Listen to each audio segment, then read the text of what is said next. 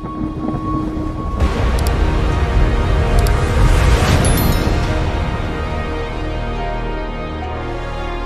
we start with this video, I advise for you to watch my scaling values, my soft caps and hard caps stats video, so that you can understand a little bit of the terminology that we are going to be using in here. This is a video that I had already planned, but I didn't actually want to make one single video in that because it was already too much information and it was already too long of a video on itself. But this goes also hand in hand with that because this is for build crafting. How can I min-max my builds? How can I be stronger? And what stats are going to alter and how is it going to affect everything? There were a lot of people concerned on that video about the scaling values and what was the best recommendation for investment into the stats, and I'm glad that they actually asked or mentioned that because I was going to address that in this video, and that's why I didn't answer those comments back there.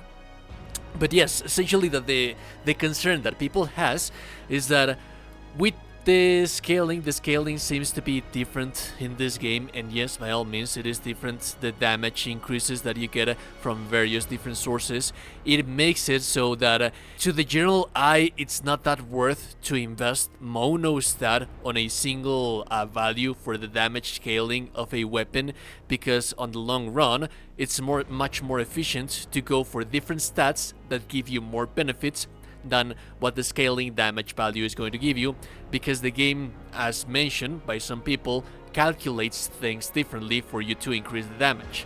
It's not that the game calculates things differently on certain areas, and that's what we're going to be addressing. What the game calculates differently is your build and the perks that you have stored and allocated on your build.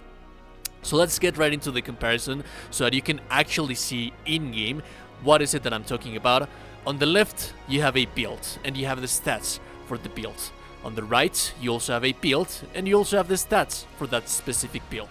The left is a build that we crafted for it to have 99 levels into the scaling value of the weapon, which is proficiency, meaning that we get a huge damage increase because our damage is coming from that 99 levels that we have into the proficiency stat. On the other hand, on the right, we have a even more balanced build where we spec into vitality, endurance, and things like that. And while you can see that it's not like noodle hit damage, it still falls short quite a lot, because if we count the combo, we're losing about 300 points in damage per hit and about 500 once we reach the finisher. So in a full combo, we're falling short about 1.1k damage, but it's not like that bad. Like, it is a huge amount of damage. You are going to kill things faster if you invest points into 99 in proficiency, because sustained damage is always going to be making a huge of a difference. But still, the trade-off is that you have more survivability, you have more stamina to deal combos, and you also have more strength. You will see that the extra strength that I have right there is that I can reach agility A, so that I have more stamina recovery. Overall, more goodies. We are taking advantage of the soft caps and the hard caps. We have the hard caps on endurance and vitality, and then we have the soft cap for strength right in there. So we are being more efficient on the right, but we're dealing more damage on the left. Now on the right, you will see that we actually deal a little bit more damage with a heavy charge attack, even though that the build on the left has 99 proficiency points for the scaling. Why is that happening? Well, on the builds, on the showcases, both of them in here, the location and the place where you deal the damage plays a part on everything. But the most important thing is that this build has the charge attack damage on one of the perks that I have right in here, and that value is being escalated, or is being increased by the raw damage of the actual attack damage that you have, not by the scaling value, which is why on the left falls short a little bit. It shouldn't, but it does, because the game is using the base raw to increase and to calculate the overall things around that portion, which is why if you use certain specific perks that are build dependent, your damage is not going to fall short when you compare it to a scaling based damage build. Consequentially, you will see that on the brutal attack, it's not that huge of a difference either when we deal a brutal attack damage. It actually is, like we're falling short about 2k damage per hit on the build on the right, and then 2k damage per hit on the build on the right on the second portion of the damage. So the overall brutal attack, we're falling behind about 4k, but in reality, it doesn't seem to be that much. Like with this huge numbers, it doesn't seem to be that much, and that is because the same thing happens in here. We have rear back attack damage that it's increasing the overall raw value damage of our weapon, of our everything, to increase that damage, so that if we make a build, if we craft a build that is based on investing points into endurance, vitality, or things that are away from the proficiency scaling value, we do not hit like a noodle. So we are definitely going to deal much more damage. We are going to be more efficient damage wise if we make a 99 build, but you're not going to fall short that much if you make a versatile build. I also want for you to take into consideration these two pictures that I have for you right here, which are for the same purposes, the same weapon for each individual builds that we're talking about. And you will see that this is something that I didn't notice when I was speaking about my stats builds and the scaling builds. Something that I did not notice is that B scaling doesn't actually gives you 3 points in damage every time. It actually gives you 2. Plus the extra point that you get from just leveling up one stat, because every time that you level up a stat regardless of scaling, you are always going to receive 1 point of damage. That point of damage is going to go towards the increase or the multiplier of the value of the perks that you are using. We'll talk about the perks in a little while. I just want to get this out of the way as fast as possible. But yes, B scaling gives you 2 points into scaling damage. C scaling gives you 1 point into scaling damage, which is why if I scale, the C value of a weapon is going to give me 1 point of scaling value plus the extra point that natively the stat gives you just for leveling up the stat, which is why you can see in here that the level 99 weapon has 198 scaling value, and the one on the right, even though that we have 30 points into proficiency, it only gives us 60 instead of 90 if it were to be going to give us 3 points for the scaling. It's only going to give us 60 because the scaling gives you 2 points into scaling and 1 extra point that goes into the damage base raw damage value that goes to multiply the perks that we are using.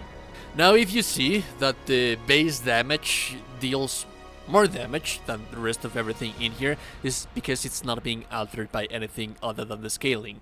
There is not a one single stat or perk that is giving bonus for this to actually multiply the base raw value for damage that you have for your character. However, we would be dealing more damage if we, for example, this is something that I advise for you to consult. There is the Encyclopedia in here. You can go to the attributes, and this is going to give you a description of what kind of attributes are you going to have. More often than not, they are self-explanatory, but sometimes it is very useful for you to understand what are some of the conditions that you have right here. Like, for example, unscathed, meaning that this effect is applied every time that Khazan's health is above 100%. This is a very powerful stat if you're going to be making a build, for example, that is dependent on the Great General Pauldrons, because this gives you a 50% damage decrease when you're unscathed, meaning that unscathed is more often not going to be active because you're not going to receive that much damage. If you receive damage, you heal, and your scathed damage increase, and every perk that you allocate in here is going to be applied for that bonus. So you can make a build that it's not based on the damage value scaling of the weapon out of that, and have vitality, endurance, and things like that. But what I also wanted to mention is that if we actually wanted for our basic attacks to deal more damage, or to deal basically the same damage as a scaled build, we would be instead allocating the swift attack, which is going to increase the base raw damage of the perk towards our build without having in consideration the scaling value of the build. Which is the same thing that happens in here with the charge attack when we're dealing kind of a little bit more of damage with a charge attack, because we actually have this perk right in here on the build on the right. So in the end, what is the best build? What is the meta? Or what is it that is going to give me more return when it comes to value on build crafting for my character? The monostat build, which is going to be raising the maximum level for the weapon scaling value to receive that much more damage. You saw, and you can see right in here, that the difference is noticeable and you are going to kill faster. It's not like a minor amount, like 4k damage on a brutal attack and 1.1k damage when you're actually dealing damage from a combo on the long run. Those are huge damage values. However, if you make a more balanced build, such as the one that we have right here, it's not going to fall short in damage that much, and if you take advantage of the soft caps and the hard caps, in some instances it is going to give you a little bit more of a bonus reward when it comes to actually being efficient in battle. Because for example, with the 60 vitality, the hard cap and 60 vitality, we actually do have more survivability, and because of the 50 endurance, we have more stamina, meaning that our combos can be chained more infinitely. As a matter of fact, this build that I have right here with high endurance is because this build is based on an infinite combo. I want to have as much endurance as possible. However, once I reach the hard cap at 60 and I start getting the diminishing returns for 10 points in stamina, I'm probably going to spec into proficiency to get more dodge stamina cost decrease. And you can see in here that we also have the strength points in here, so that we can actually have a little bit more of agility. Well, it should be 34 to get the A points into agility. So if you're using, like for example, plated armor with a weapon that is not scaling with strength, you shouldn't be afraid to place those points in strength. You're still going to receive that damage. And if you're using a armor set that it's build dependent, that is going to give you a condition, a perk that is going to increase a damage once a certain condition or perk is met, then your damage is not going to fall short even more, because because you're not scaling the damage value of the weapon. And a build like this is like the jack of all trades, because a build like this allows you to seamlessly swap weapons back and forth without losing that much damage, and allowing you for you not to use the regression orbs, so that you don't actually have to be wasting resources to increase, like for example, if I were to have the level 99 proficiency built in here and I wanted to swap to a greatsword, for example, I would be having all of those points into waste, because the greatsword is not really going to have that much need for all of those points in there, and to some extent they are going to be going to waste. Any of those points that you can see in here, they are not going to waste, and they are to some extent playing a part on making you build efficient. But as a general side something, if you go for 99 leveling stat, you are going to deal more damage and you're going to kill things faster, and if you want to marry your weapon, then that's something that you can do, and it is still going to be an efficient build. But if you want to have more survivability and more versatility, then go for take advantage of the soft caps and the hard caps and the vitality and endurance, and both of them are just going to be amazing. Just have in mind that by using the specific armor perks and the perks that you can get from the enchantress, you're going to be that much more efficient. If you like the content, like and never super appreciated. Not only that you gorgeous and beautiful person, you are indeed a gorgeous and beautiful person. Subscribe to the channel, join the Discord. Have a beautiful day and goodbye.